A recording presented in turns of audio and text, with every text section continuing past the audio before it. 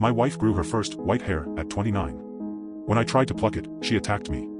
Last night, I pulled it out anyway, and the thing moved in my hands. Part 1. It all started with a damn single hair. My wife is on the shorter side. I can see over her head even if she stands on her toes. We were cooking when she tried to squeeze by. By chance, I looked down at the top of her head. At first, I didn't see it. It was hardly noticeable. A single short white hair was mixed inside the rest of the dark strands. I reached out to brush some hair away to get a better look. She flinched away from my hand but laughed at the movement. "You're going gray," I commented, smiling, hoping I didn't offend her. She wasn't even 30 yet. But I've seen people whose hair that turned before her. "Good. I'll look super hot." She laughed again. She let me look at the small white spot. It was short with a slight bend. And thicker than a normal hair. I reached over to take it between two fingers, ready to pull it out. She elbowed my chest, getting away with her first gray hair intact. "Let it grow longer. I like it." I raised my hands, showing a truce. If she wanted to let it grow, I didn't care either way. It was just a hair. We got busy cooking dinner, and I forgot about it for a few days. That was until Carrie fainted at work. The call came while I was in the office. It was an hour before I got the message. I quickly told my boss I needed to leave for the day. I rushed to the hospital with dread forming in my stomach. I met her in the waiting room. She looked pale, but overall, not as bad as I feared. Her coworker drove her there, which was nice of them.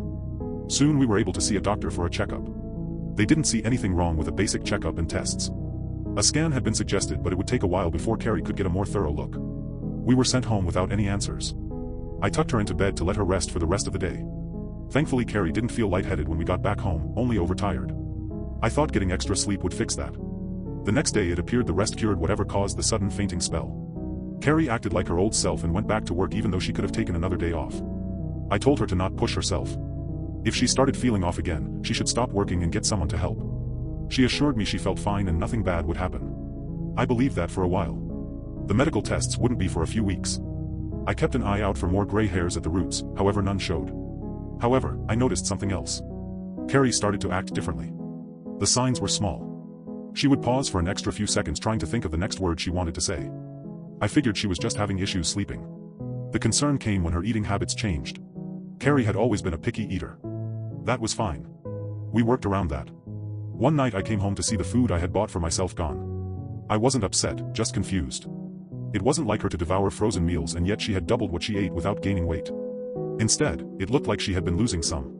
I brought it up to her and she just brushed it off, commenting she always ate more when the weather got colder. We had been married for 5 years, how did I never notice that before?